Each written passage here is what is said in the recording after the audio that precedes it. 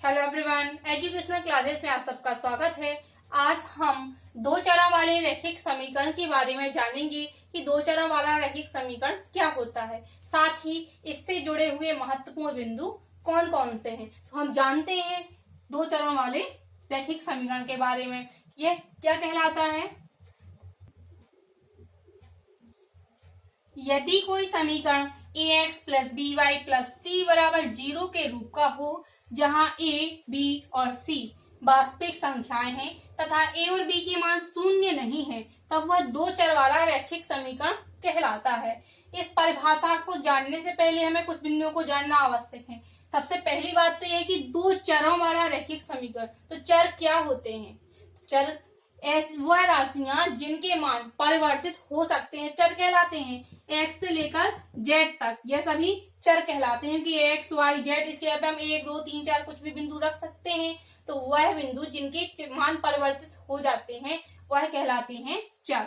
और दूसरी बात इसमें आती है कि वास्तविक संख्याएं। तो वास्तविक संख्याएं क्या होती हैं उसके बारे में भी जानना आवश्यक है। सभी परमेय और अपरमेय संख्याओं का संग्रह कहलाता है वास्तविक संख्याएं। तो इसमें परमेय और अपरमेय दोनों प्रकार की संख्याएं आ जाती हैं वास्तविक संख्याओं में। और साथ अब बात आती है यहाँ रैखिक समीकरण कि रैखिक समीकरण क्या है। तो रैखिक समीकरण कहलाता है वह समीकरण जिसमें चर की उच्चतम घात 1 हो, वह कहलाता है रैखिक समीकरण। अगर हमें यह सारे बिंदु पता है तो दो चर वाले रैखिक समीकरण को समझना कोई भी मुश्किल की बात नहीं है। देखिए यहाँ देखिए परिभाषा ही वही है। यदि कोई समीकरण ax plus B Y plus C के रूप का हो, जहाँ a, b और c वास्तविक संख्याएं हैं और a और b के मान शून्य नहीं है, इस समीकरण में कहीं भी a और b के मान शून्य नहीं होंगे, तभी वह कहलाएगा दो चर वाला रैखिक समीकरण। इसकी दूसरी परिभाषा हम इस प्रकार से लिख सकते हैं, ऐसा समीकरण जिसमें दो चर हों तथा चर की उच्चतम घात 1 हो, दो चर वाला रैखिक समीकरण कहलाएगा। For example 3x plus 2y plus 5 बराबर 0। इसमें देखिए दो चर हो गए x और y, ये दो चर हैं और इसमें चर की उच्चतम घात 1 है, तो यह हो जाएगा दो चर वाला रैखिक समीकरण। अगर मैं यहीं पे कहूँ 3x square plus 5y plus 2 बराबर 0, क्या यह दो चर वाला रैखिक समीकरण है? तो देखिए दो चर तो हैं इसमें, लेकिन यह रैखिक समीकरण नहीं है। क्यों? क्योंकि इसमें चर की उच्चतम घात यहाँ पर 2 हो गई है, और जब चर की उच्चतम घात हो गई है 2, तो यह द्विघात का समीकरण बन जाएगा यहाँ पर। यह दो चर वाला रैखिक समीकरण नहीं होगा। एक और एग्जाम्पल देखते हैं, 5x plus 9y cube plus 3 equal 0। क्या यह दो चर वाला रैखिक समीकरण है?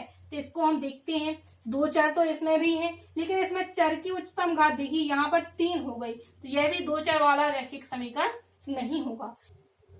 इससे जुड़ा हुआ पहला बिंदु है, दो चरों वाले रैखिक समीकरण के अपरिमित रूप से अनेक हल होते हैं। जब भी हम दो चरों वाले रैखिक समीकरण को हल करते हैं और उसका हल ज्ञात करते हैं तो उसके अपरिमित रूप से अनेक हल हमें प्राप्त होते हैं। अगला बिंदु है, दो चर वाले रैखिक समीकरण का ग्राफ या आलेख एक सरल रेखा होता है। जब भी हम दो चर वाले रैखिक समीकरण को हल करते हैं और उसके ग्राफ का निरूपण करते हैं, तब वह हमेशा एक सरल रेखा के रूप में हमें प्राप्त होता है। अगला बिंदु है, दो चरों वाले रैखिक समीकरण का मानक रूप होता है ax plus B Y plus C बराबर 0। नेक्स्ट बिंदु है, x बराबर 0 y अक्ष का समीकरण है, क्योंकि y अक्ष पर होता है x बराबर 0 तथा y बराबर 0 होता है x अक्ष का समीकरण, क्योंकि x अक्ष पर होता है y बराबर 0। नेक्स्ट बिंदु है, रैखिक समीकरण को हल करते समय समीकरण के दोनों पक्षों में समान संख्या से, यहाँ दोनों पक्षों में समान संख्या से जोड़ना, घटाना, गुणा या फिर भाग करने पर समीकरण पर कोई प्रभाव नहीं पड़ता है। जब भी हम रैखिक समीकरण को हल करते हैं तो समीकरण के दोनों पक्षों में हम समान संख्या से चाहे गुणा करें, चाहे भाग करें या फिर जोड़ करें, हमें हमेशा समीकरण वही प्राप्त होता है। For example 3x plus 2y बराबर यदि दिया हो 5, तो इसको हमें हल करना हो, इसमें देखिए कहा गया समान संख्या से जोड़। अगर हम इसमें 2 जोड़ दें और यहाँ 2 जोड़ दें तो समीकरण में कोई अंतर नहीं आएगा।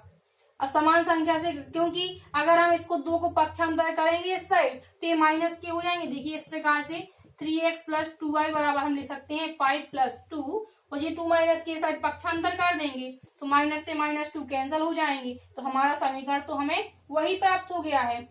अब कहा गया है घटाना, तो जिस प्रकार से हमने जोड़ किया है उसी प्रकार से हम घटाना कर सकते हैं। और गुणा की बात करें तो यहाँ लिखा है 3x प्लस 2y बराबर 7। अगर हम इसमें समान संख्या से गुणा करें, यहाँ हम 3 का गुणा कर दें और यहाँ का 3 का गुणा कर दें, तब भी समीकरण के मान में कोई परिवर्तन नहीं आएगा। इस प्रकार से आज हमने 2 चरों वाले रैखिक समीकरण से जुड़े हुए बेसिक नॉलेज के बारे में जाना। इससे जुड़े हुए एग्जाम्पल एंड क्वेश्चन को सॉल्व करेंगे हम नेक्स्ट वीडियो में।